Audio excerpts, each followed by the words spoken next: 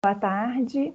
Hoje é 26 de junho de 2020. Eu sou a professora Maíra Soares, da PUC Minas, e gostaria de agradecer a participação de todos.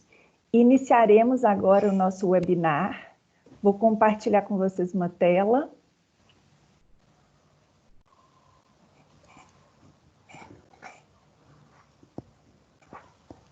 Um minutinho.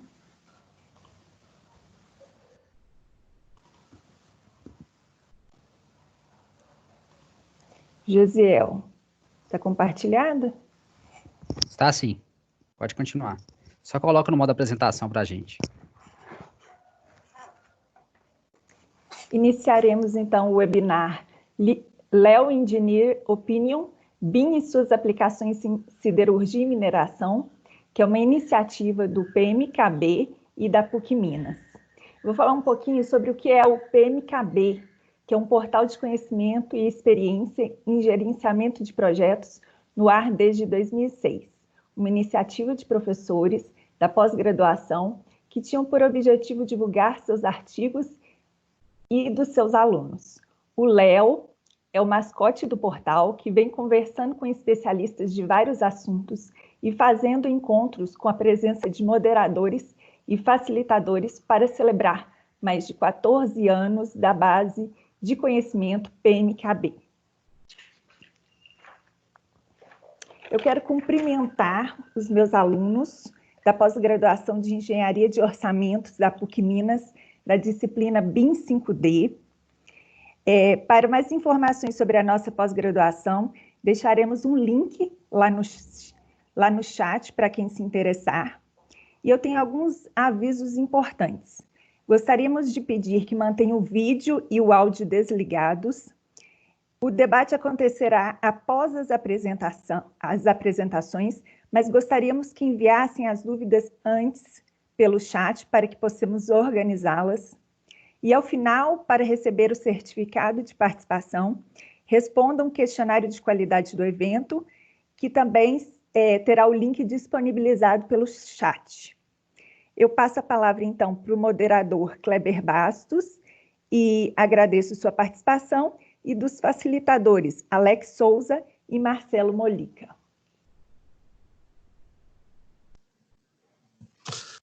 Olá a todos, uma boa tarde também. Vocês podem me ouvir certinho aí, Josiel? Estou te ouvindo bem, pode continuar, Kleber. Perfeito. Bom, obrigado aí pelo convite. Vou estar moderando aqui junto com o Alex e com o Molica o evento. Uma breve apresentação aqui. Eu tenho formação na área de Física e Engenharia Mecânica, venho atuando com a área de projetos industriais e arquitetura e construção já há 15 anos, dos quais os últimos 10 eu venho dedicando ao tema BIM, que vem mudando de nome aí com o passar da história. Junto comigo tem o Alex, que hoje representa aqui o papel de um cliente nesse processo BIM, e o Molica, o Marcelo Molica, que também tem esse papel. Um cliente de mineração e o outro um cliente de siderurgia. Eu também vou estar mostrando aqui um case de óleo e gás. A ideia é justamente a gente permear as áreas, mostrando que o termo BIM ele é usado bastante no segmento de arquitetura e construção de edificações, mas que tem um emprego aí muito mais abrangente do que na área de arquitetura e construção de edificações. Em um momento mais oportuno, os dois vão poder se apresentar um pouco melhor. Eu vou iniciar a apresentação de PowerPoint, como dito pela Maísa. Fiquem à vontade para fazer os seus comentários, fazerem as suas perguntas. Nós optamos via chat devido ao número de pessoas, e ela vai me ponderando essas questões no decorrer do webinário ou ao final. E ao final a gente abre aí para algumas pessoas poderem também estar participando, ok? Então, desde já, obrigado, e vou iniciar aqui.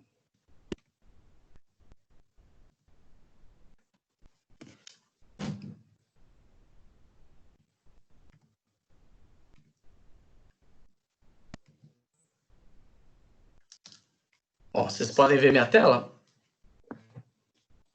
Perfeito. Sim. Perfeito. Então, a ideia é a gente passar do BIM aí, da noção do BIM além da parte de arquitetura e da construção de edificações. Para isso, como eu disse, nós vamos passar pelas áreas de mineração, siderurgia e brevemente um case de óleo e gás. Hoje, representando, nós temos alguém de mineração e siderurgia. Vamos mostrar aqui quais são os aspectos de engenharia que a gente deve considerar e os desafios técnicos que a gente teve durante esses empreendimentos, ok?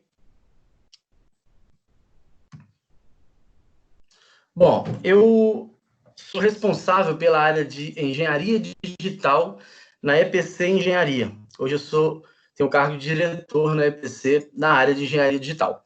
O termo engenharia digital é um termo utilizado para essas novas tecnologias que vêm apoiando a engenharia, como captura de nuvem de pontos por laser de scanner, apoio nas novas ferramentas de engenharia, como o Revit, Civil 3D, Inventor, PDMS, InfraWorks, enfim, dentre vários. Esse apelido que nós demos lá dentro da EPC, ele pode variar no mercado. Algumas empresas vão chamar de sistemas de engenharia, outras vão chamar de BIM Manager. Enfim, esse foi o apelido que nós demos lá, e eu já começo a fazer uma distinção da área de indústria para a área de arquitetura e construção de edificações, onde lá o termo é quase que unânime, que é BIM Manager, o profissional que apoia essa engenharia hoje, um novo profissional, vamos falar assim.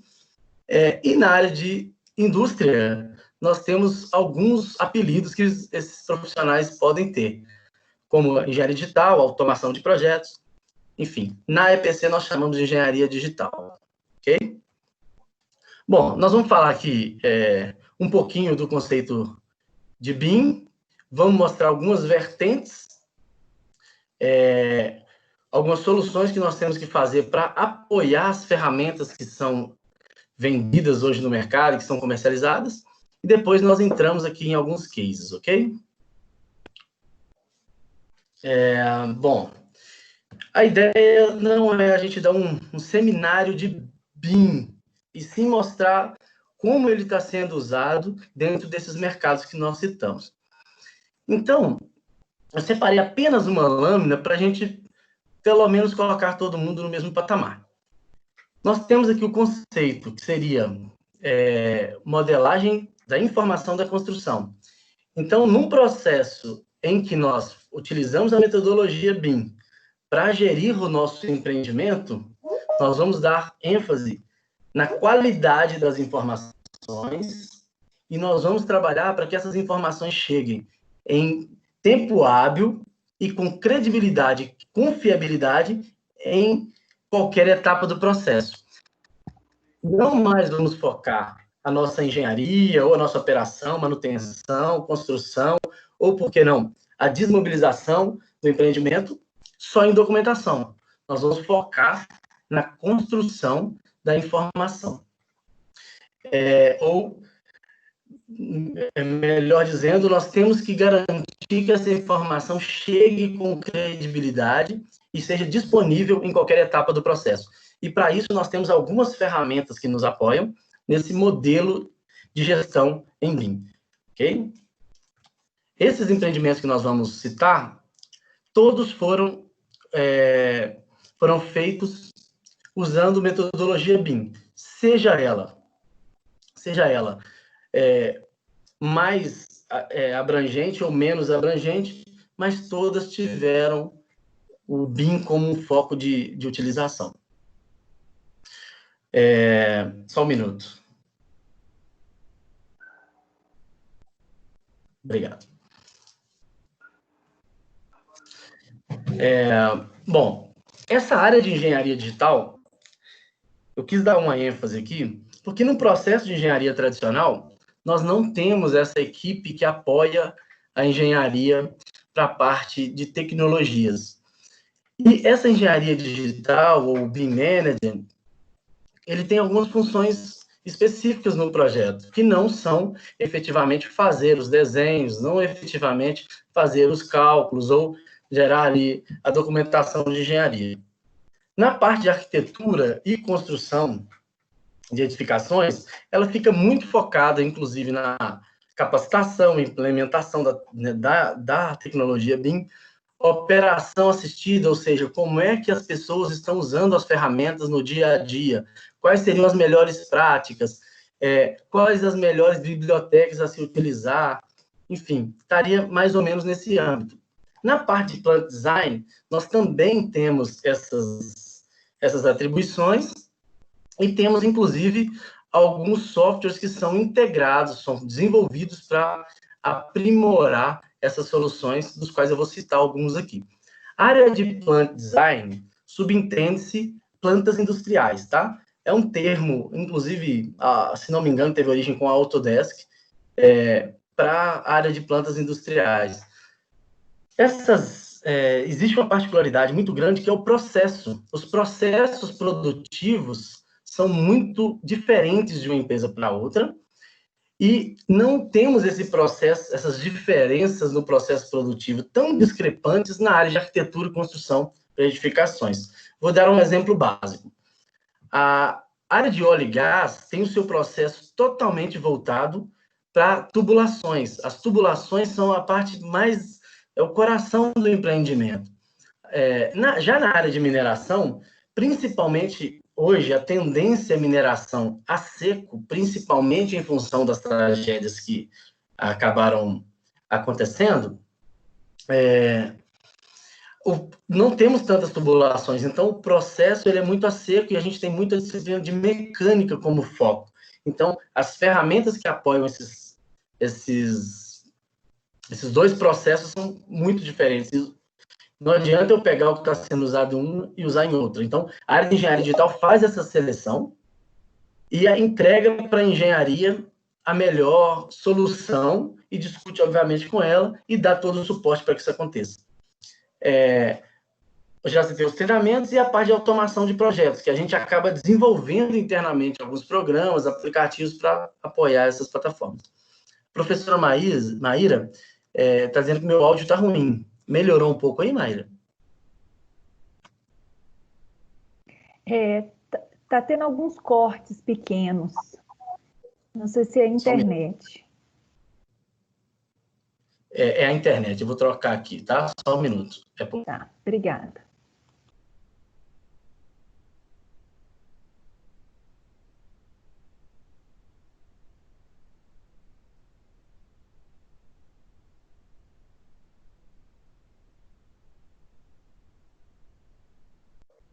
Oi?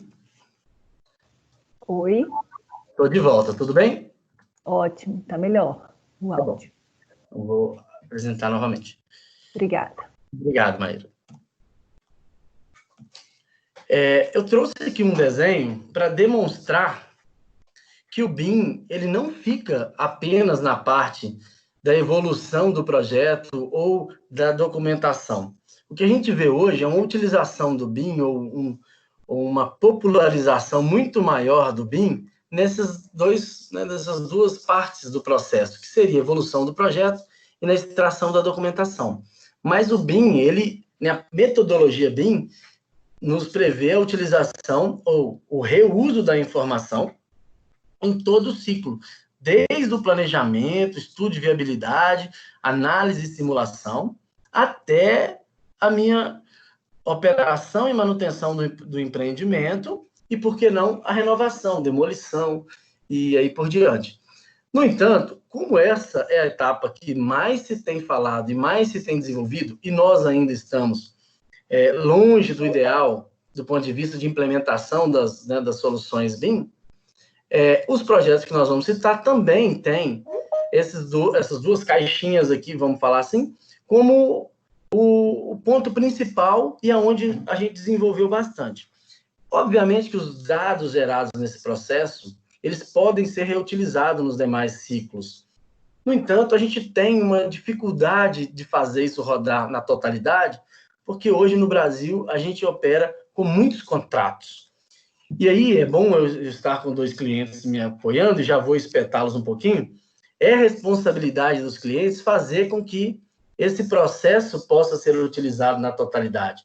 Porque muitas vezes o cliente contrata o projeto e a documentação em um nível de BIM excelente, por exemplo, mas coloca esse projeto na gaveta e não utiliza ele para fabricação, que é um outro contrato. Muito menos para operação e manutenção, que está mais à frente do processo. Então, assim, enquanto a gente não tiver uma metodologia e uma forma de trabalhar já ajustada e acertada entre todas as partes, nós ainda vamos sofrer com essa questão contratual. Mas estamos aqui para tentar evoluir nesse processo, não é verdade? Bom, entendo as dificuldades, mas enquanto a gente não tiver isso, a gente não vai conseguir. E para frente eu já demonstro que a gente está no caminho, né? Não estamos estagnados, mas temos essa dificuldade. Inclusive, está aqui o caminho. Até pouco tempo atrás, nós éramos entusiastas de tecnologia, né? Nós tínhamos aí o BIM como uma evolução tecnológica. Poxa, vamos para lá porque a evolução é para lá que o mercado tende a ir e ponto. Agora a gente não tem só isso, a gente começa a ter algumas normatizações. Então eu já tenho ISO, eu já tenho norma ABNT, eu já tenho decretos de leis federais, estaduais, que vêm sendo implementados de modo a não só estimular, mas a exigir que sejam feitos assim. Óbvio que tanto as normas quanto os decretos ainda são muito falhos. A gente tem lacunas grandes a serem preenchidas. A gente tem, inclusive, dificuldades técnicas, né? Falta de gente capacitada, falta de modelo de trabalho ajustado entre as grandes corporações, implementações que são fragmentadas dentro das empresas. Começa em um projeto e termina o projeto e começa um novo, não começa de onde parou o anterior. Parece que a coisa tem que recomeçar, turnover muito alto dentro das empresas. Mas, enfim, existe um caminho, existe uma tendência e agora existem algumas normativas, né, que nos apoiam aí a não só ir como entusiastas, mas também atender à legislação, ok? Eu trouxe de maneira bem rápida aqui alguns benefícios aí da metodologia tradicional à metodologia BIM. Não é o foco, mas eu acho que isso nos coloca em um patamar, pelo menos, de conversa, tá? O foco é o BIM fora da arquitetura e construção. Então, deveria partir do princípio que todos já sabem o que é BIM e quais são as diferenças. Mas eu fiz questão de trazer algumas das vantagens. Nós não mais trabalhamos com foco nos desenhos, como eu disse, mas trabalhamos com foco no modelo 3D e nos dados. Então, no CAD, uma parede, olha só, eu tenho 2 linhas a serem interpretadas. Existe uma necessidade de qualificação técnica muito grande para entender que aquilo ali é uma parede. No BIM, não. Além de eu ter um volume que é muito mais visível e representa muito mais uma parede do que apenas 2 traços aqui, mas eu tenho todos os dados associados, como eu posso ter todos os materiais, propriedades físicas e químicas dos materiais, eu posso tirar lista de materiais e serviços. Então, eu passo a ter muito mais informação do que apenas interpretação de desenho. Além disso, eu consigo fazer link automático desses desenhos. Apesar que, inclusive em projetos 2D, é possível gerar alguns links automáticos, no processo BIM nós temos uma eficiência muito maior desses links, porque eles são muito mais lúdicos e as ferramentas são muito mais robustas para esses links, né? Como eu disse, tabela de quantitativos, assim como de materiais como de serviços, eu posso linkar.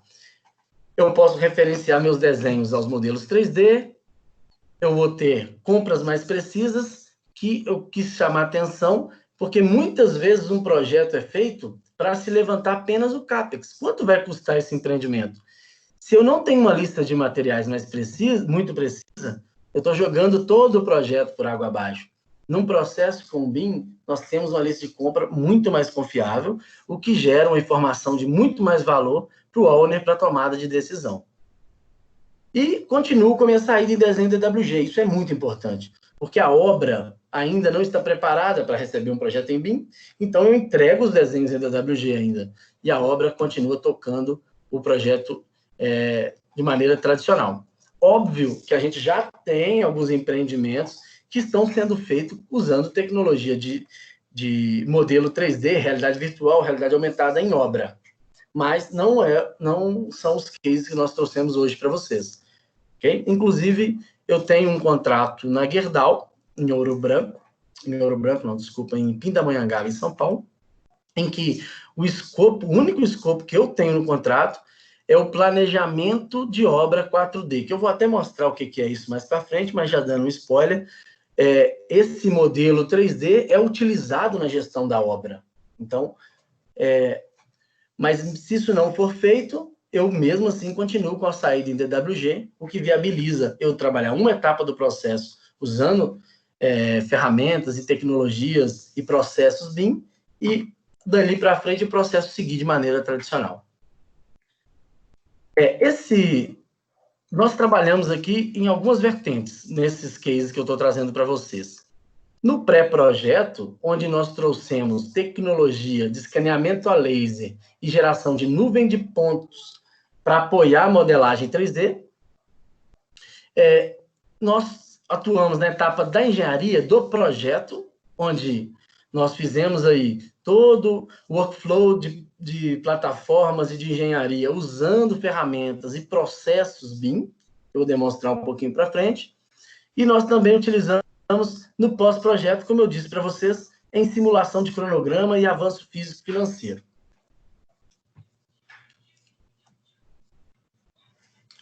Bom, eu trouxe aqui na tela uma foto de um empreendimento e do modelo 3D BIM que foi concebido pela minha equipe lá, ok? Eu vou pedir o Alex para falar um pouquinho do empreendimento, que esse é exatamente o empreendimento que ele está trabalhando. Alex, você pode me ajudar, por favor? Falar um pouquinho do empreendimento? E aí você apresenta, por favor, também. Tá joia. Meu nome é Alex, né? Alex Luiz Soares. Eu sou formado em engenharia mecânica e com formação também em engenharia civil. Trabalho na área há 20 anos, né, no segmento de mineração e com experiência aproximadamente de 12 anos na tecnologia 3D. Posso falar aí que junto com o Kleber aí, a gente foi um dos pioneiros em aplicar isso nos projetos de mineração. Esse projeto que o Kleber está mostrando aí é um projeto da CBMM, onde que hoje ele já está em operação, ele já está funcionando desde, a gente está em 2020, desde 2017 que ele foi implantado. Então, foi um projeto todo desenvolvido utilizando a metodologia BIM e a gente teve um resultado muito bom, porque de fato ocorreu o que estava previsto, né? O que estava projetado. Ô Kleber, eu posso compartilhar uma tela? Pode. Só um minuto. Tá, já. Alex, você quer fazer o seguinte? Eu tenho mais alguns poucos slides aqui, aí eu já deixo você na sequência. A ideia era... Então ok. Ok? Ok, pode ser. Que aí ele já abre uma... Aí eu mostro de fato esse projeto aí, como ele foi feito e o resultado dele. Bom, como eu disse, a gente acaba tendo que desenvolver algumas ferramentas para apoiar esse processo, né? Uma delas, essa tela ficou até trocada, deixa eu passar e volto naquela anterior, só um minuto.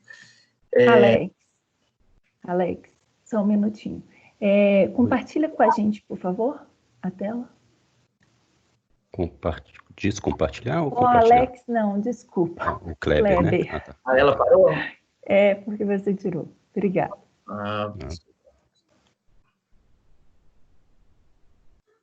Ok? Ainda não, Kleber. Ainda não. Ainda não? Eu vou compartilhar novamente aqui. Sim? Ainda não.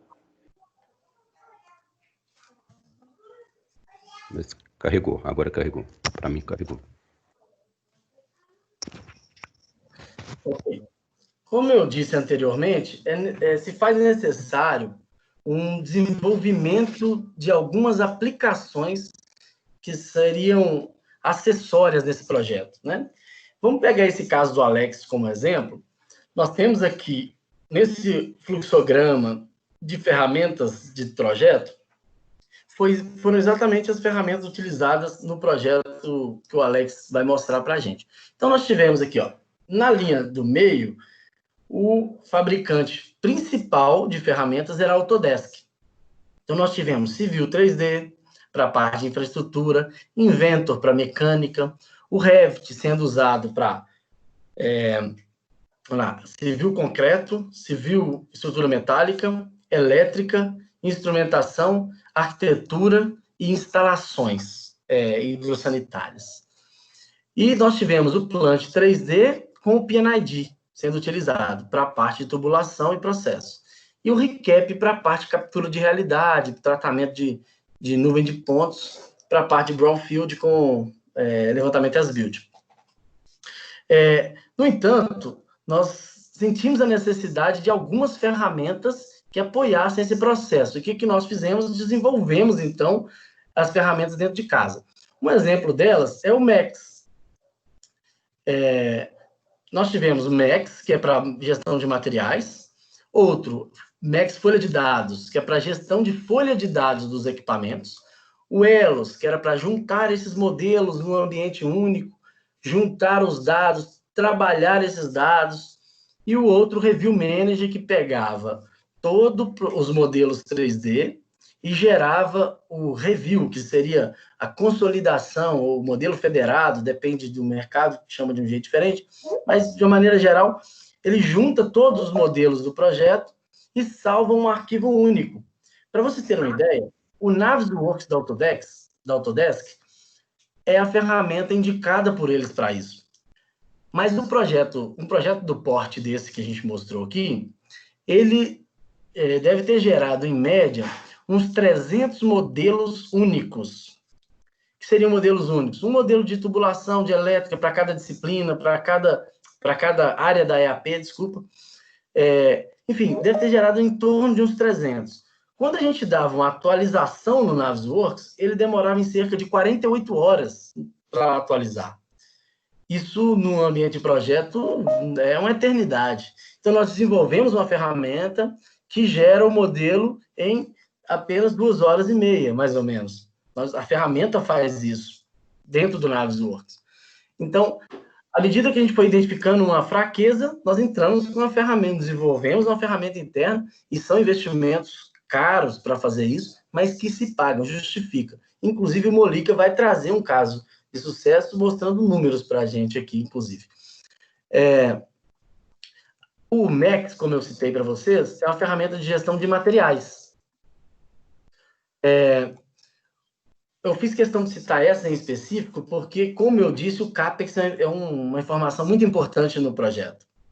E o que a gente tem, mesmo trabalhando com ferramentas de modelagem 3D em BIM, nós entendemos que o processo de modelagem ele é eficaz, as extrações das quantidades que eu tiro de lá é eficaz, mas a gestão que eu faço com os materiais nas ferramentas de modelagem 3D não é eficaz. Um exemplo, eu tiro uma lista de material de uma área específica de tubulação. Vou pegar o caso que está na tela, uma linha de tubulação. Hoje eu vou lá no programa, extraio a quantidade, eu tenho segurança que aquilo está coerente com o modelo 3D, beleza. Mas daqui a um mês eu trabalhei e quero extrair uma nova lista. O programa de modelagem 3D, nenhum deles, não faz o comparativo de uma lista com a outra, dizendo, saiu 10 dessa linha de tubulação, entrou 5, da outra, essa linha não existe mais, ela já existiu. Não tem essa gestão, e ela é extremamente importante. Então, o que nós fizemos? Nós criamos uma aplicação que conecta no banco de dados da aplicação de modelagem 3D, extrai as quantidades naquele momento, que a gente chama de fotografia, porque ela só vale naquele momento, e gerimos essas quantidades a partir de uma ferramenta preparada para a gestão de materiais.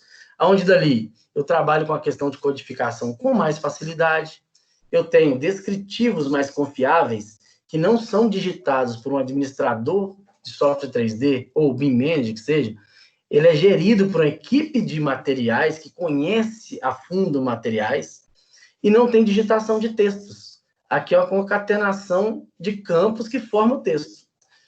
A ideia não é que você saia um expert nessa ferramenta, eu só queria que ficasse claro que é necessário desenvolvimentos terceiros aos maiores fabricantes de softwares do mundo, para que a gente consiga um nível de utilização em BIM mais elevado. Ok? Essa ferramenta, inclusive, tem integração com as plataformas 3D, de maneira que eu consiga, no início do projeto, escolher uma spec, uma especificação de materiais, e exportar para a plataforma de modelo 3D, ou seja, ainda faço gestão do conhecimento. O conhecimento de um projeto fica para ser utilizado no próximo em forma de biblioteca 3D. Aqui é a tela que eu passei de desenvolvimento. Aqui mais alguns cases de plugins que a gente desenvolveu. Esse foi um que a gente fez para a Orgel, para automação da engenharia. Eles trabalham em 2D e mesmo assim nós conseguimos um nível de utilização de BIM para projetos em 2D. O que seria isso?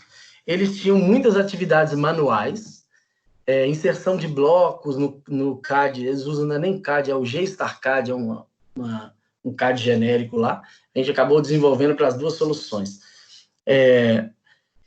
Eles trabalham em 2D e ficam inserindo muito manualmente blocos na tela. Então, nós criamos uma aplicação que ele, com poucos cliques, insere todos esses blocos, conecta na plataforma que gere o estoque deles, vê se aquilo está disponível ou não para locação, e disponibiliza a melhor configuração para orçamento e depois tira a documentação de engenharia. Então, nós integramos estoque, orçamentação e engenharia, e automatizamos a engenharia além disso. Então, com criatividade, a gente, inclusive, pode usar um processo mais moderno e com foco na informação e não na documentação, mesmo que eu não esteja trabalhando em BIM. Isso é um caso bem interessante que a gente teve também. Aqui, para a Autotec, nós desenvolvemos um conversor de modelo 3D, que tira da plataforma Tecla e entrega na plataforma Aveva. A diferença de preço entre essas duas plataformas é muito grande, então, para viabilizar o projeto deles, só fazendo essa integração mesmo, foi um plugin que nós desenvolvemos. E aqui mais um plugin para o S-Build, que eu vou comentar com vocês como case da Petrobras, da refinaria Gabriel Passos aqui de Betim, onde nós fizemos todo o escaneamento a laser e a modelagem 3D em cima da nuvem de pontos. Para verificar se a modelagem estava ou não em cima da nuvem de pontos, não existia uma ferramenta de mercado que era eficiente para isso. Então, nós desenvolvemos uma ferramenta em que eu seleciono o item a ser verificado e o Navisworks, a partir do nosso plugin, corta a nuvem de pontos em torno da geometria selecionada, me facilitando identificar se aquilo está ou não modelado as build.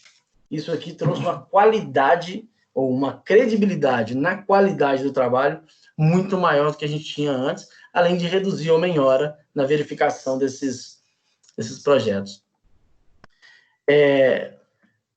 Aqui eu só gostaria de chamar a atenção que todos os desenvolvimentos devem ser pensados nos dados. Então, a gente deve não focar nas aplicações e sim tirar os dados da aplicação e levar para um banco em que a gente consiga interagir com esse dado e fazer com que esse dado vire uma informação relevante no projeto. Bom, o conceito de nuvem de pontos, só para a gente arrematar o assunto aqui, nuvem de pontos seria, eu posiciono um equipamento que se assemelha a uma estação total de topografia e ele faz uma leitura 360 graus horizontal, 320 vertical e coleta todos os pontos que a gente tem no ambiente e coloca para mim no espaço. E a partir desses pontinhos eu consigo fazer meu modelo 3D. É uma ferramenta muito robusta que a gente vem usando na área industrial com expressividade muito grande, devido à velocidade e à confiabilidade que a gente tem na informação. Aqui acima a gente tem um projeto Vale, que nós usamos, e embaixo um projeto da Fiat, que nós escaneamos 350 mil metros quadrados de planta baixa lá, um mega projeto. Essa imagem que a gente está vendo, primeiro aparecendo é na nuvem de pontos, e segundo, já é o modelo 3D dentro da nuvem de pontos SBuild. Para fechar, planejamento 4D e 5D. Planejamento 4D seria, basicamente, eu pegar o meu modelo 3D e fazer a evolução dele no tempo, de acordo com o cronograma de obra, inclusive colocando itens temporários, como guindastes, né, depósitos de materiais, a fim de identificar interferências que não foram possíveis ser visualizadas só olhando para a linha de cronograma, como Project ou Primavera, mas sim de uma maneira muito mais visual e inteligente.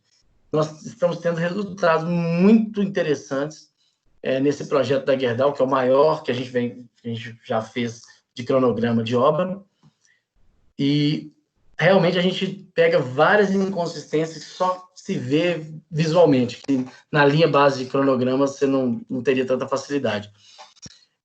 Isso também é similar para projeto de arquitetura e construção, só que a gente vem usando bastante isso na área de indústria e cada vez mais vai ser utilizado, eu imagino. Realidade virtual e realidade aumentada também hoje é uma realidade, né? Até parafraseando. Hoje, todo projeto que é feito em 3D, eu não enxergo por que ele não ser compatibilizado em realidade virtual, porque são tecnologias extremamente acessíveis e que a gente já tem uma facilidade técnica muito grande de execução. É praticamente pegar o modelo 3D e abrir num óculos de realidade virtual. Nós temos preço para a indústria extremamente baixos, insignificantes, eu diria. Não faz sentido uma indústria não ter um óculos de realidade virtual hoje, uma sala montada. E a gente vem também tendo muitos resultados positivos. Para citar eu tive um cliente da Vale que me falou a seguinte frase: Kleber, abaixa essa bomba 200 milímetros para eu não precisar de uma plataforma de manutenção. E ele teve essa experiência levantando a mão e vendo que ele não tocava a parte mais alta da bomba. Ele não conseguiria ter essa experiência se não tivesse imerso pelo meio de realidade virtual. E realidade aumentada, similar. Uma vez que eu estou com um projeto em 3D, eu pego esse projeto, virtualizo ele numa plataforma e apontando esse celular, esse tablet, para a planta que tem o código, que pode ser em forma de QR Code, ou até de geometria mesmo, né? A gente, lá na empresa, coloca a logo da nossa empresa, a logo da EPC, para ser a chave de ligar a realidade aumentada, né? A realidade aumentada. Então, isso aqui também a gente vem usando com bastante expressividade. E eu ainda consigo colocar etapas ali, ó, de desmontagem, por exemplo, do processo de desmontagem aqui desse stand valve, né? E ainda consigo ler o sensoriamento, ó. Aqui, medidor de vazão, pressão, identificar, inclusive, no sensoriamento, se tem algum parâmetro que opera abaixo ou não do previsto, e indicar um procedimento de manutenção. Esse aqui que está na tela, inclusive, também é o modelo que o Alex vai apresentar para a gente agora. Alex, fica à vontade. Que é um case, eu não preciso. Ok, eu vou compartilhar a tela aqui. Ok. Então, o que o Kleber mostrou ali naquela foto é um empreendimento que já está implantado lá na CBMM desde 2017, se não me engano, ela já está rodando.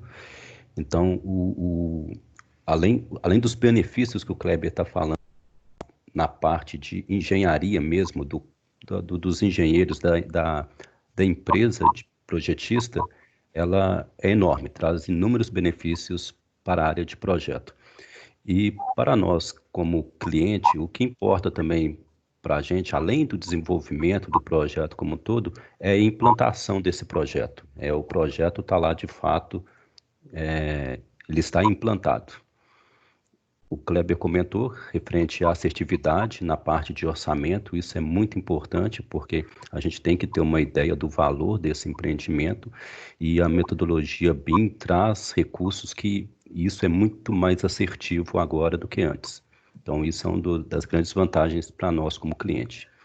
E uma outra vantagem também é na hora da implantação. O que a gente observou é que muitos problemas que aconteceria durante a implantação, eles foram, não vou falar que foi 100% resolvido, mas muitos dos problemas, principalmente referente à interferência, eles praticamente acabaram. E quando acontecia um problema de interferência, na hora que a gente consultava a projetista, lá naquele modelo também detectava aquele mesmo problema. Ou seja, então foi uma falha durante a execução que não observou. Então, até nisso a gente consegue ver que quando tem um problema em obra, quando a gente vai para o modelo 3D, a gente observa esse mesmo problema. E devido a uma falha, não foi visto durante a execução. Então, esse aqui é o modelo que foi lá implantado. Nós temos aqui o prédio, que a gente chama o prédio da classificação. Aqui nós temos uma sala elétrica, aqui a unidade de flotação. E o modelo ele é rico e o projeto ele é rico em informações, né? Se a gente vir aqui na área da classificação, por exemplo, isolar só a área, nós conseguimos ter aqui outras divisões para saber só na parte de metálica, vamos supor. Então, ter informações exclusivas de metálica. Então, nós, com um modelo, a gente consegue ter essas informações. Então, isso na parte de engenharia mesmo, na hora do projeto, para nós, cliente, é muito mais fácil a gente acompanhar e verificar o andamento dos projetos. E a confiabilidade é enorme, igual eu comentei no início, o Kleber também falou. A assertividade também, ela é 100%. Então, tem como você isolar por área, né? Conhecer cada área mesmo, cada disciplina, por área, por disciplina. Tem aqui a parte de mecânica, se quiser ver só a parte de equipamentos mecânicos presentes no modelo, no prédio. A mesma coisa para a parte de tubulação, utilidades. Alex, sim. Essa organização da Selection Tree é interessante. Você está falando tubulação, mecânica, tem uma organização, hein? A Select Tree, ela é baseada, a gente faz ela pensando na EAP do projeto, né? Então, EAP é a estrutura analítica do projeto, onde que no início de tudo, vamos falar assim, a gente tem que sentar e tem que dedicar um tempo para fazer essa divisão. Então, essa Select Tree, ela é toda baseada na EAP do projeto. Nesse caso aqui, a gente teve as áreas de classificação, flotação, reagentes, parte de espessamento, a parte de utilidades. Então, isso tem que se pensar isso no início. E dentro do Navisworks, essa organização não é nativa. É um plugin nosso que faz isso hoje. Se fosse fazer nativo, ele teria que ficar tudo um debaixo do outro. É ruim de ver, né, Alex? Ficaria muito ruim de ver. Igual você comentou, né? O Navisworks aqui é o modelo federado, né? Isso aqui não é um modelo nativo, mas é o modelo onde que está junto, né, todos esses 300, igual você citou aí, aqueles 300 modelos que foram feitos para a gente conseguir chegar nesse resultado final. Então, a gente teve essa implantação lá na CBMM, foi um ótimo resultado, e aí eu tenho segurança em falar nisso, que devido a esse trabalho que foi feito, a gente desenvolveu um outro projeto também em parceria com a EPC, que é uma outra planta, tão grande quanto aquela primeira lá, que é essa segunda que eu estou mostrando aqui. Aquela, então, ela está em operação desde 2017, se não me falha a memória, e essa aqui é um outro projeto, uma outra implantação, que ela não está em operação, mas ela está em fase de comissionamento, a gente está quase startando esse outro empreendimento que a gente fez lá em parceria com a EPC e utilizando a mesma metodologia que foi feito Aquela outra lá chama concentração 2, e essa aqui é o DEFO. Então, utilizando a mesma metodologia. E os resultados da implantação é o mesmo. Muito poucos problemas referente à montagem, referente a interferências. Então, para nós, igual eu falei, importa muito ver o empreendimento pronto, né? E aí a gente consegue ver a eficiência da metodologia na hora da implantação. Então, a gente observa que teve poucos problemas referente à montagem e também a questão de orçamento, né? Que foi bem assertivo. Seria isso, né, Kleber? Aqui, Sim, acho que é isso mesmo. Você chegou clica numa linha de tubulação, sei lá, numa estrutura metálica e abre a Selection Tree, por favor. Esse é o Manager? Esse é o Manager, eu vou pegar a parte da metálica. Só que, não, esse é o Freedom, está com o Freedom aberto. Desculpa, esse aqui é o Naves, Então, são Naves Freedom. Aqui, abre, eu não tenho um Manager aqui. Mas tudo bem, abre. Mas eu acho que a parte de propriedades dele aqui, ele já consegue dar algumas informações já. Deixa eu só entrar dentro do prédio aqui.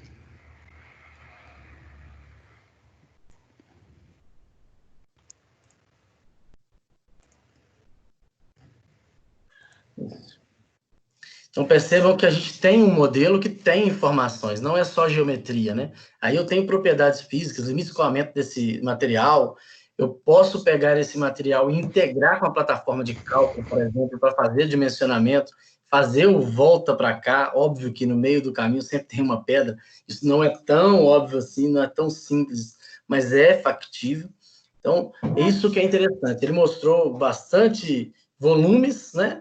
Mas a esses volumes estão associados dados, e a esses dados estão conectadas ferramentas capazes de transitar esses dados entre as áreas da engenharia e, por que não, entre as áreas da indústria. Posso pegar suprimentos, posso pegar qualquer uma das áreas e integrar no processo, porque os dados estão com confiabilidade e disponíveis independente da etapa do processo, né? Beleza, Alex. A parte de tubulação aqui, né? Clicando também na parte de tubulação, você tem os dados. Parte elétrica, Parte elétrica, se você clicar na luminária, deixa eu ver se eu consigo pegar uma luminária aqui. Ele dá essa informação. Aí fala qual que é o tipo de lâmpada. Tem mais do lado, né? É bem interessante. Então, a confiabilidade é muito boa mesmo no desenvolvimento do projeto, e para nós que está implantando, a grande vantagem que a gente vê é que todos aqueles problemas que poderiam acontecer numa engenharia convencional, o modelo ele consegue antecipar isso, e isso faz com que a projetista não gere esse problema para nós durante a implantação. Bacana. Uma das grandes vantagens. Obrigado, Alex. Vou voltar aqui minha tela.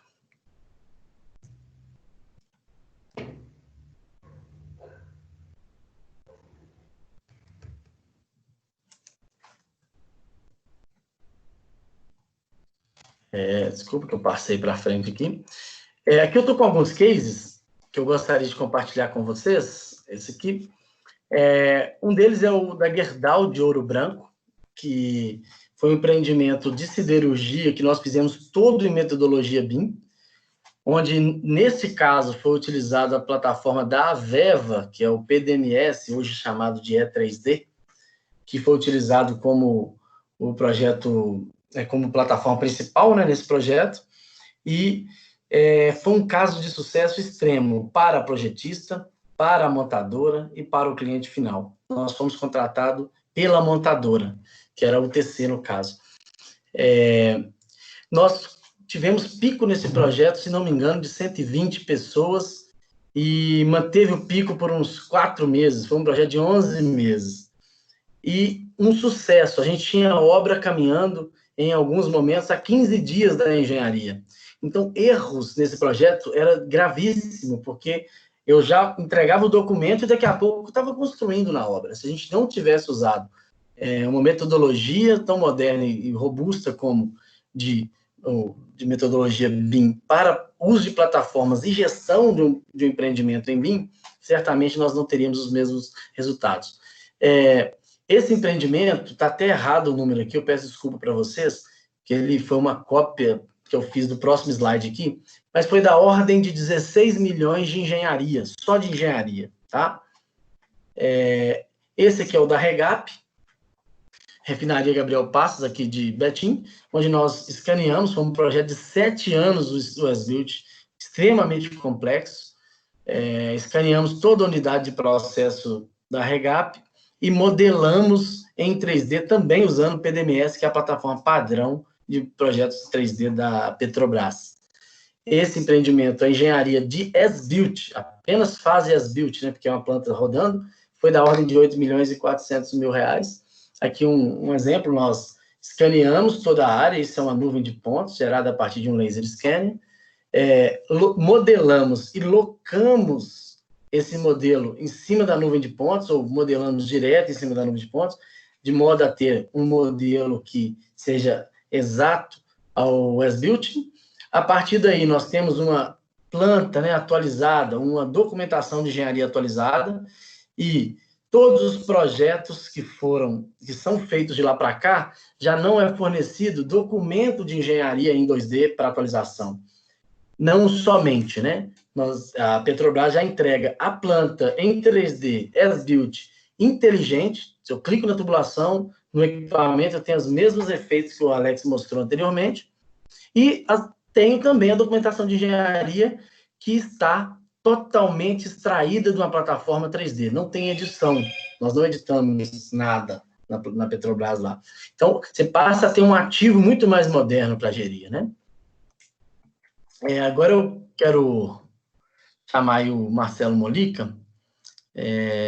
Fique à vontade, Molica. Se apresenta aí para a gente melhor. Ok, gente, vocês estão me ouvindo bem? Se quiser compartilhar a sua tela, é melhor aí, tá? Eu vou fazer isso. Boa tarde, gente. Quase boa noite, né? Bom, eu também já estou um tempinho nessa estrada de projetos em engenharia, desde 2000, quando eu formei. Eu comecei trabalhando em indústria de bebida, mas depois eu já migrei para siderurgia, passei por empresas da área cimenteira e voltei para siderurgia, mineração também tive uma passagem. Então, estou nessa área de projetos desde 2002, então 18 anos também, trabalhando com isso e sempre do lado do cliente. Então é interessante, igual o Kleber comentou, ele trouxe uma visão aqui do projetista, de quem está vendendo a engenharia. O Alex já sentou, né, dos dois lados, e eu vou trazer aqui algumas aplicações do lado do cliente e a importância. Então, eu começo aqui com essa perguntinha. Sim? Vou te interromper. Falta você compartilhar a sua tela. Perdão, eu pensei que eu estivesse compartilhando. Eu vou aproveitar que eu já te interrompi e vou falar o seguinte. Vocês estão muito caladinhos, não era para fazer pergunta pelo áudio, porque a gente teria dificuldade pela quantidade de gente, mas fiquem à vontade para chamar pelo chat aí, que a gente responde um questionamento ou uma dúvida, ok? Fique à vontade aí. Vocês estão muito caladinhos mesmo. Nenhuma pergunta, não é possível, né? Ou tá muito bom ou muito ruim, viu, Marcelo? Cara.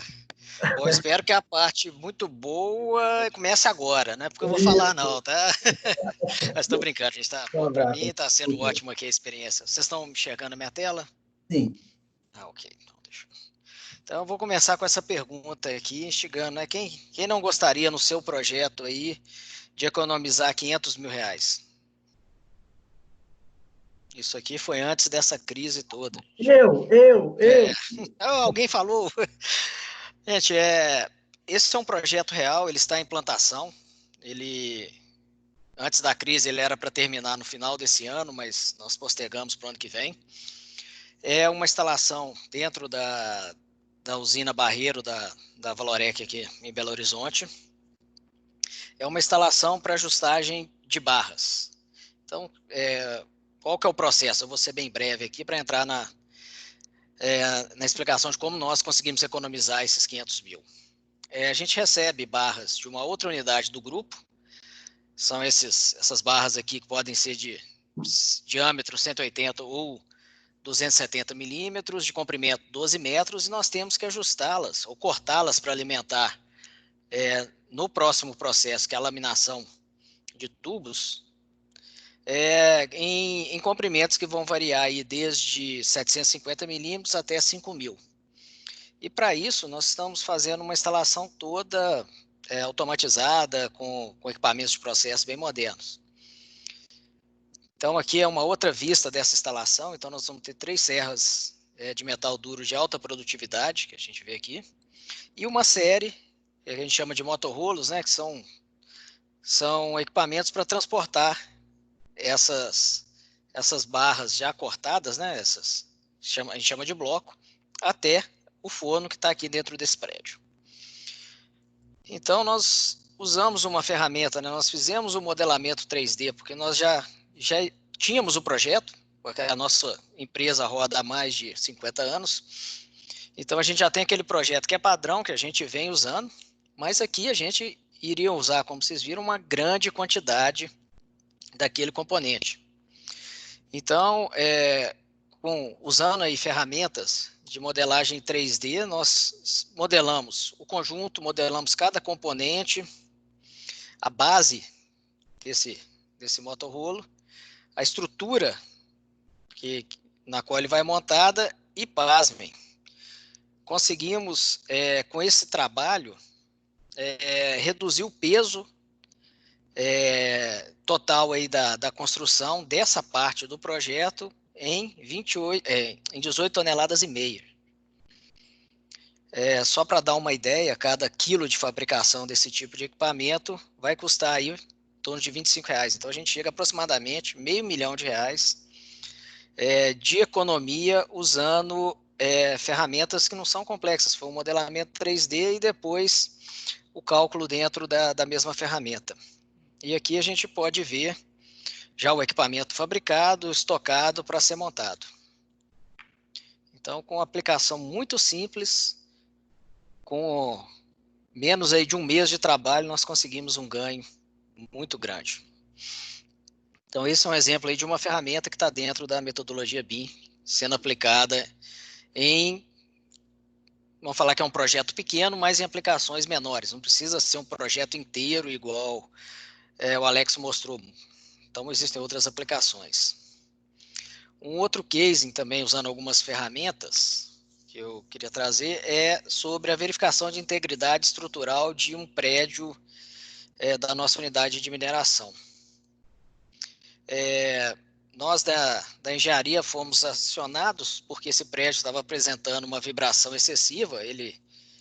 Dentro desse prédio nós temos instalado algumas unidades de peneira,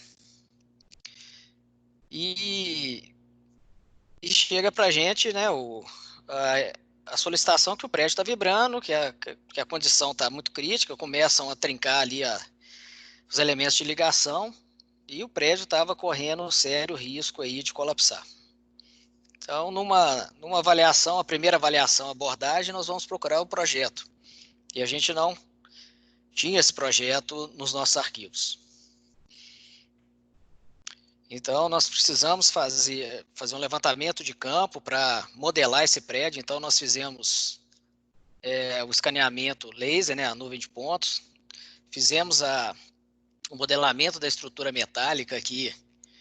A gente pode ver também nas várias camadas, né, só a estrutura. Aqui já com a parte de escadas, tem a parte de fechamento do prédio. Com base nesse modelo, nós levantamos todas as cargas, né, estáticas e dinâmicas desse prédio. Fizemos o carregamento na estrutura, que nós modelamos. Aqui é o carregamento de sobrecarga, conforme as normas de projeto. E rodamos esse modelo aqui. Então, aqui é só a estrutura do prédio, aí com as suas filas e eixos. Eu trouxe aqui só a análise dessa fila B aqui, ó. Ela está aqui, é essa aqui que nós estamos vendo aqui, ó. Então, aqui, se a gente olhar nessa figura da direita, nós temos aqui o nível de esforços atuais calculados no prédio, sem a proposta de reforço estrutural. E aqui, na segunda imagem, nós já temos o mesmo prédio, a mesma fila, com os reforços que foram propostos aqui nessa figura. E a gente vê aqui o tanto que reduziu. Esse prédio estava trabalhando em alguns pontos aqui a 40% acima do limite calculado. Então, era um esforço muito grande, com o passar do tempo, podendo chegar aí a uma falha catastrófica. Então, nós usamos algumas ferramentas de 3D, cálculo, e depois fizemos todo o projeto de reforço em 2D. Então, a gente acabou misturando aí algumas ferramentas de 3D, 2D, e fizemos todo o projeto e reforçamos o prédio. É interessante a gente voltar um pouquinho aqui para fazer um comentário. Eu fiz esse comentário ontem com o Kleber e com o Alex, como às vezes as coisas são perigosas. A gente que está na engenharia, a gente tem uma noção muito, muito grande da responsabilidade que a gente tem, mas depois do trabalho todo pronto, durante as investigações, nós descobrimos duas modificações que foram feitas sem uma avaliação muito criteriosa nesse prédio. Primeiro, foi feita uma modificação, a peneira foi trocada, a peneira original do projeto, entraram com uma outra peneira, e alguns contraventamentos aí deram interferência com a montagem da tubulação. Então, simplesmente, quem foi o responsável por essa montagem resolveu cortar o contraventamento do prédio para tirar a interferência com a tubulação, em vez de mudar a rota da tubulação. Foi mais fácil chegar ali e cortar o contraventamento. Como então, nós isso já ontem, né, Molica? Aqui é o contraventamento, né? O contraventamento é fácil de tirar, a tubulação, fazer curva dá mais trabalho, né? E para assustar ainda mais depois, nós descobrimos a peneira ela era montada nesse sentido originalmente no projeto. E alteraram o sentido da peneira, 90 graus. Então, todo o esforço, toda a solicitação dinâmica que o prédio foi calculado, ela foi alterada. Então, por isso que a gente vê aqui esforços tão altos e a necessidade de um reforço tão grande no prédio. Porque simplesmente mudou-se 90 graus o sentido de aplicação da carga dinâmica do qual o prédio foi projetado. Então, são coisas que a gente às vezes descobre só fazendo essas investigações, é quase um trabalho aí de perícia, né? Um as-built muito grande, mas foi um trabalho recompensador no final, que nós conseguimos evitar aí uma falha catastrófica, salvar o prédio, né, que estava indo para um processo avançado de deteriorização, e conseguimos aí hoje uma estabilidade, uma segurança operacional nesse prédio. Então, são os dois casos que eu quis trazer de aplicações que trazem retorno, né, retorno financeiro. Um projeto aí trazendo para a gente 500 mil só com a verificação e o dimensionamento correto de alguns componentes. E o outro aqui, um caso que envolveu as-built, cálculo e reforço de uma estrutura existente. Bom, agora vamos ouvir, né? Além de nós três que falamos aí, a Maíra, quais são as dúvidas das pessoas? Eu tenho algumas pessoas que fizeram algum comentário aqui já no chat. Eu vou começar aqui, só um minutinho. O Ricardo perguntou a respeito da interoperabilidade, se ela foi feita por IFC, e ele está dando foco aí na área de infraestrutura, né? Como são classificados os dados do modelo de infraestrutura. Bacana. O Alex, você pode compartilhar, por favor, a sua tela e o modelo em naves aí, por favor? Posso sim, Kleber. Eu vou só te pedir um tempinho, porque eu fechei o modelo, porque ele é pesado. E aí, para não ter problema de conexão, eu fechei ele, mas eu estou abrindo ele aqui novamente. Tá bom. Pode ir. O Ricardo, é o seguinte. O IFC, é uma extensão, é uma extensão, né, um tipo de arquivo que, até para compatibilizar todo mundo no assunto, é o que é tratado hoje no processo no termo BIM, como vai resolver todos os nossos problemas de interoperabilidade. Eu estou doido que isso aconteça, porque na prática o que a gente tem é uma dificuldade enorme de transitar essa informação. Então, é uma opinião pessoal agora, eu não acho que os fabricantes querem que isso aconteça, e eu acho que isso dificulta muito que a gente consiga isso com facilidade. Existem algumas iniciativas já de mais tempo para essa interoperabilidade, e aí o IFC é o que vem ganhando maior visibilidade, vamos falar assim. Quando a gente fala da arquitetura e construção de edificações, ele ainda assim tem muita dificuldade, mas ainda atende uma quantidade significativa aí de conversões ou de importações, exportações. Quando a gente vem para o mercado de indústria, em que disciplinas como processo industrial são inseridas, a própria parte de infraestrutura, que né, a gente tem uma parte pesada de infra também, o IFC nós não enxergamos como a solução de integração, assim como nós não enxergamos nenhuma extensão como solução de integração. Todas essas disciplinas que foram modeladas aí, elas foram feitas no software base de projetos que o fabricante indica para que ela seja feita. Então, a mecânica, ela trabalhou em Inventor, e o modelo dela é em Inventor, e os dados de engenharia que vão ser tramitados pelo projeto, eles ficam lá no Inventor. Quando eu vou transitar para uma outra disciplina, como, por exemplo, de infraestrutura com o Civil 3D, eu não levo todos os dados de engenharia para lá. Eu levo apenas a geometria. Então, eu exporto um dado, inclusive, falando de mecânica, eu exporto uma geometria simplificada. Então, se eu estou levando um motor, eu não levo as aletas do motor para a infraestrutura, porque tanto faz para ela. Isso só vai pesar. Essa informação ela só vai pesar. Então, os dados não são transitados totalmente. E eu visualizo eles aqui pelo Navisworks, se eu precisar. Agora, alguns dados precisam ser informados. Assim como eu disse que o equipamento que vai para a infraestrutura não precisa ir com os dados, para a tubulação já não é assim. Eu preciso mandar o tag desse equipamento com a identificação dos bocais, porque ela vai conectar lá. Então, para isso, os fabricantes já têm uma conexão pronta para isso. Eu consigo trazer um equipamento e importar ele no Plant 3D, por exemplo, com a inteligência dos bocais. Mas, de uma maneira geral, nós não integramos tudo.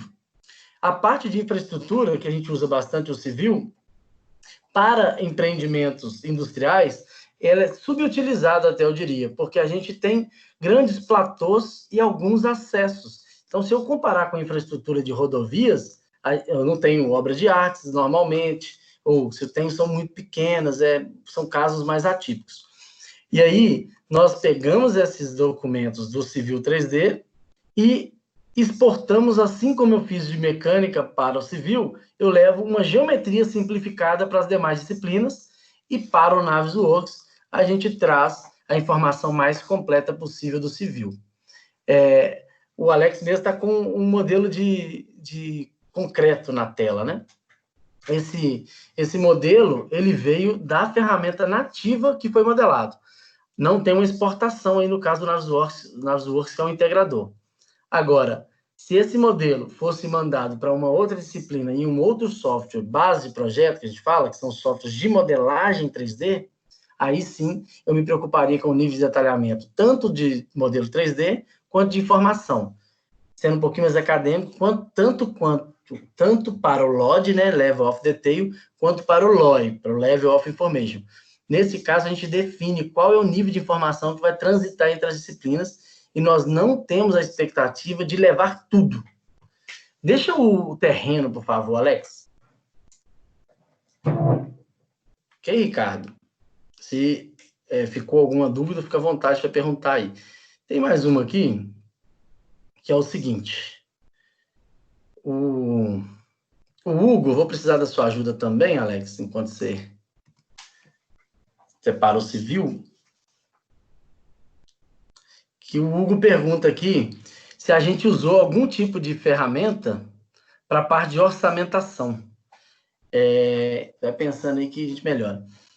Então, tá aí o modelo de civil. Percebe que é um modelo que a gente tem alguns platôs e poucos acessos, né? Eu não tenho, do ponto de vista de uso, a gente tem um uso, eu diria, modesto aí. Mas a gente usa, assim, InfraWorks para fazer toda a conceituação, com o contexto inteiro, né? E depois nós levamos isso para o Civil 3D, detalhamos no Civil 3D e exportamos isso em geometria, pode ser CAD, SAT, STEP, para as outras ferramentas importarem, porque para elas, no processo aqui, só importa aonde estão os platôs e as elevações. Então, isso tudo é feito em georreferenciamento, obviamente, para que a gente tenha esse resultado. Alex, eu não acompanhei a obra do empreendimento. Eu sei que nós entregamos as listas de materiais via MEX. Agora, eu não acompanhei a orçamentação da obra. Você sabe dizer para ele? Isso entra um pouco no que você falou, né? Muitas vezes a gente compra a tecnologia da projetista, mas nós mesmos não estamos ainda preparados para receber essa tecnologia. Né? Isso aconteceu nesse projeto, continua acontecendo, ou seja, lá dentro a gente ainda não está preparado para receber esse tanto de informação que o BIM fornece. Nessa parte da pergunta que ele fez, se a gente utilizou alguma ferramenta diretamente relacionada ao BIM, não, a gente não utilizou, mas a gente teve uma assertividade grande devido a PQ, né, que a gente chama que é a planilha de quantidades. Então, a planilha de quantidades ela foi retirada, né, que são as listas que foram geradas, e as listas foram assertivas. Então, com isso, a parte de orçamento, vamos falar assim, caiu na forma convencional. Nós fizemos todo o orçamento da forma, como se fosse de 2D, vamos falar assim. Mas o dado de entrada, que são as listas e os quantitativos, isso veio bem correto, bem fiel, então a gente teve uma proximidade muito real aí com o que estava previsto no projeto e a realização dele, de fato, lá no empreendimento. Só um comentário que eu até falei antes, que é importante que mesmo que a gente tenha um processo moderno, em que ele possibilite que quem não vai entrar nessa modernização trabalhe, né? Então, eu trabalhei em um case em que nós integramos a nossa plataforma de materiais ao ERP da compradora, né, da empresa que ia comprar. E aí ela já ia direto para o ERP. E aí não tinha tramitação de lista de materiais, de PQ em Excel, não existia. Mas, havendo um processo que não é completo, por que não, né? Entregamos as PQ e continua-se o processo dali para frente. Solimar, né? Ok. Solimar. Nos projetos de mineração apresentados aqui, as ferramentas que foram utilizadas para a integração dos projetos de tubulação e mecânica com os projetos de elétrica, instrumentação e automação, em alguns deles foi utilizado o Revit. Bom, quais foram as ferramentas utilizadas para integração? Na verdade, essas ferramentas foram integradas, né? Vou mostrar o fluxograma novamente para vocês. De ferramentas. Aqui.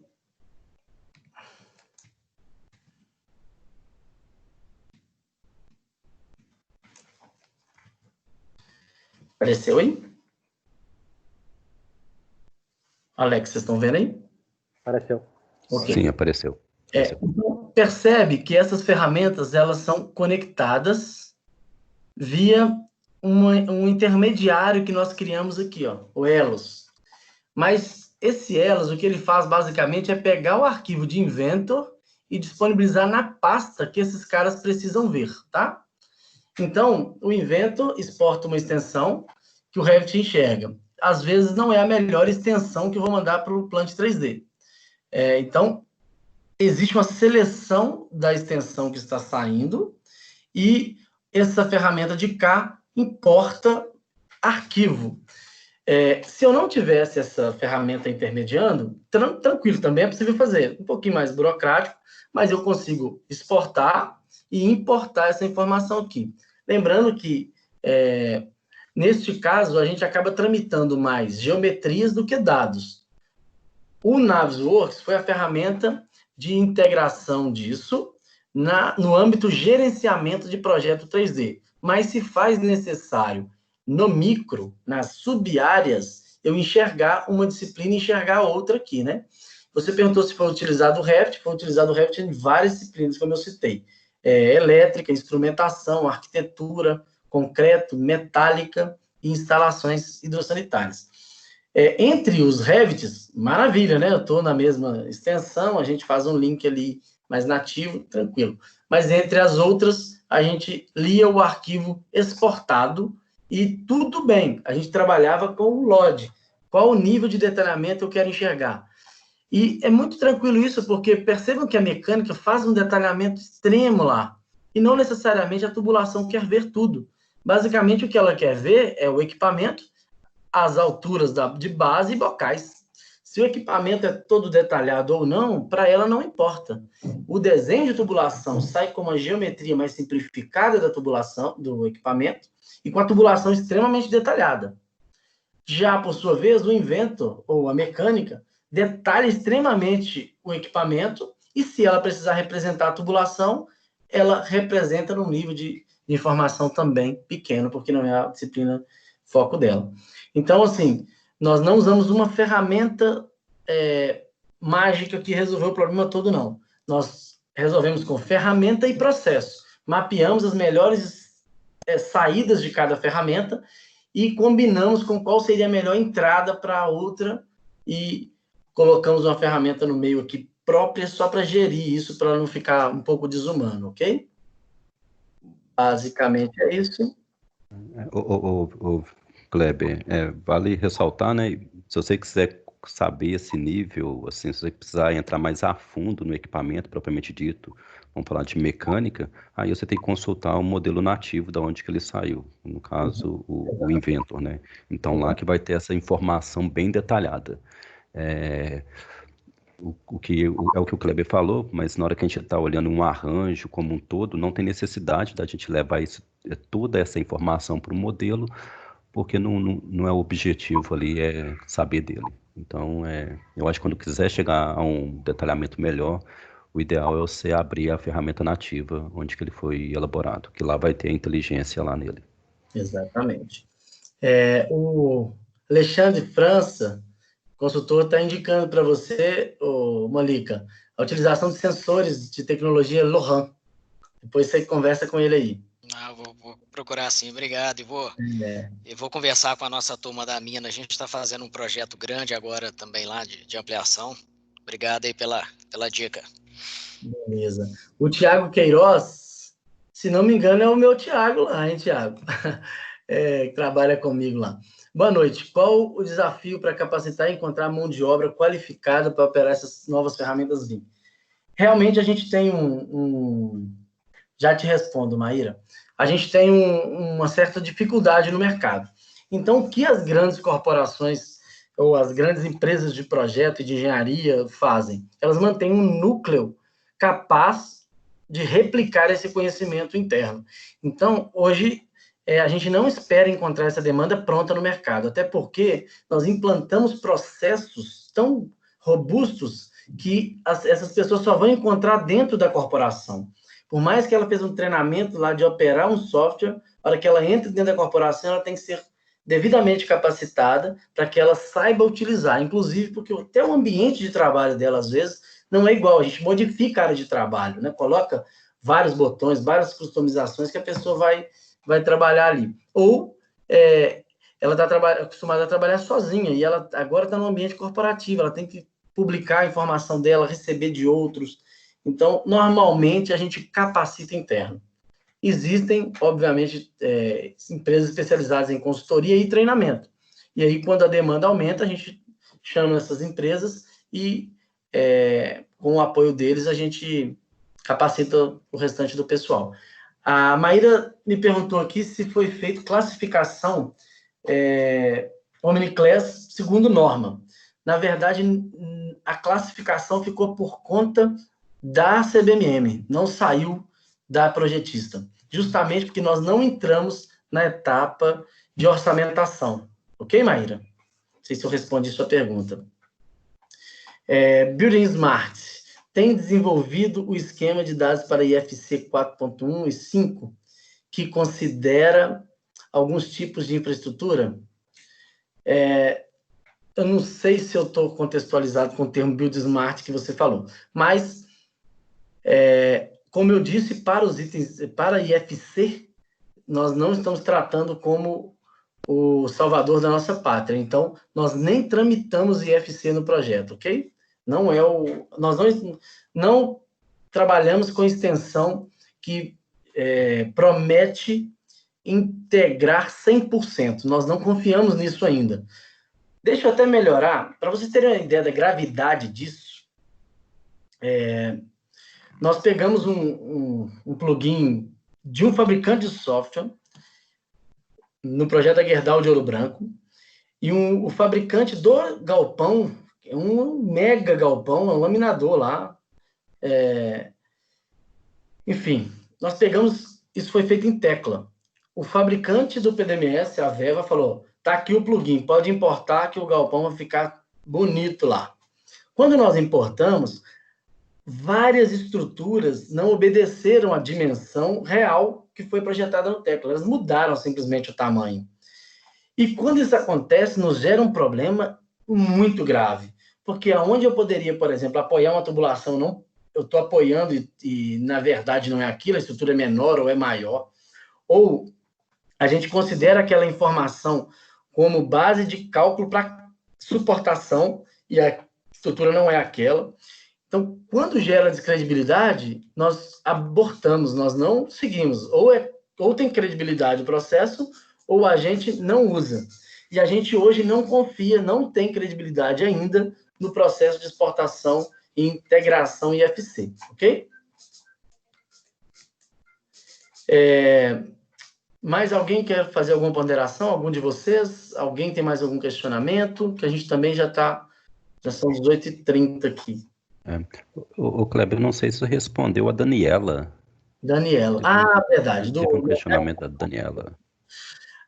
Daniela, é o seguinte, vem para cá. Eu acho que é um mercado muito promissor, sim. Ela perguntou a respeito do mercado de trabalho, como é que são os pisos salariais. Obviamente, eu não tenho em mãos aqui os pisos para expor para você. O que eu poderia dizer é que é um mercado muito bacana, em que tem um campo gigante, a gente tem um Brasil a ser desenvolvido, né, do ponto de vista de indústria ou de infraestrutura, a gente está longe ainda de chegar num nível alto de desenvolvimento, então tem muito trabalho. Eu te falo que, principalmente capacitado, é muito raro e passa a ser uma mão de obra, obviamente, mais valorizada, sim. Particularmente, eu acho que é mais valorizado do que arquitetura e construção, tá? Particularmente, é opinião minha, pelos contatos que eu tive, eu enxerguei a área de indústria e tanto de siderurgia, mineração e óleo e gás, os profissionais mais valorizados, voltado para engenharia, tá? Mais valorizado do que o mercado de arquitetura e construção de edificações. Ok? É isso, né, Alex? Respondendo um pouco ela aí, né? Não sei se vou responder diretamente o que ela questionou, mas hoje a gente, por mais que fale que tenha pessoas preparadas, tenha as pessoas prontas, na hora que a gente vai para o mercado e a gente procura, a gente não encontra. Então, é uma área que, se você entrar, com certeza você vai ter o seu lugar lá, porque de fato está faltando. Hoje não tem mão de obra livre, não. A gente tem uma dificuldade muito grande em encontrar profissionais nessa área.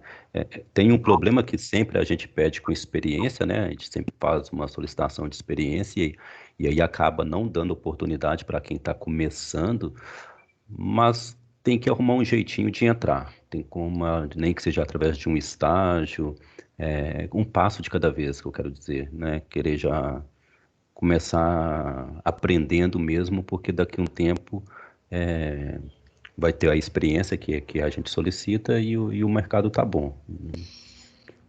Ô, Kleber, Kleber, não, desculpa, Alex, né? Só emendando aí no seu comentário, isso é muito interessante, porque na área industrial, construção pesada, essas áreas que nós atuamos, leva-se anos. Um projeto para você conceituá-lo, viabilizá-lo e implantá-lo, é um ciclo aí, dependendo do projeto de médio porte, 3, 4 anos às vezes. Então, para uma pessoa se desenvolver, se aperfeiçoar e chegar num nível de maturidade alto para ter um diferencial, são anos e anos. Então, é um trabalho que demanda tempo, dedicação, mas é muito realizador no final você colocar ali, né, igual a gente viu, aqueles modelos e depois a foto que o Alex colocou do lado, e você olha o modelo e olha a foto, você não sabe qual que é o real, de tão perfeito que é. Mas são anos, a gente formar um bom projetista são alguns anos. E o bom que eu vejo nessa metodologia, né, BIM, assim, ela é nova, querendo ou não, ela é nova, não é todo mundo que conhece, então tá todo mundo no mesmo nível. Então, eu acredito que não vai estar ninguém atrasado. O lance é realmente começar, arrumar uma forma de entrar na área e com certeza, depois de um certo tempo, você vai ser um profissional bem diferenciado na área de mineração e siderurgia, sem dúvida nenhuma. Você vai ser pego no laço, igual eu tô falando. Hoje é uma dificuldade enorme a gente conseguir profissionais nessa área que esteja disponível. A gente tem que, de fato, tentar tirar eles de algum lugar, porque disponível no mercado a gente não está encontrando mais, não. Boa noite. Eu vou entrar aqui no comentário do Ricardo, que eu gostei, que é fazendo convite para participarem da Comissão de Estudos 134, da BNT, que está desenvolvendo as normas, né, para a utilização do BIM. Tem muitas normas de classificação da informação, principalmente, saindo agora. Tem algumas que já foram publicadas. E sim, alguém disse alguma coisa? E eu queria agradecer a participação de todos. Estou vendo aqui que não temos mais perguntas, né? Agradecer a participação de todos e lembrar que para receber o certificado tem um questionário sobre a qualidade do evento para ser respondido. E também falar da nossa pós-graduação de engenharia de orçamentos da PUC Minas, que tem uma disciplina de 5D. E agradecer a participação de todos. O link da disciplina também está no chat. E eu passo a palavra agora para também, né? Se despedir para os nossos palestrantes. Nosso moderador Kleber, muito obrigada, foi muito bom.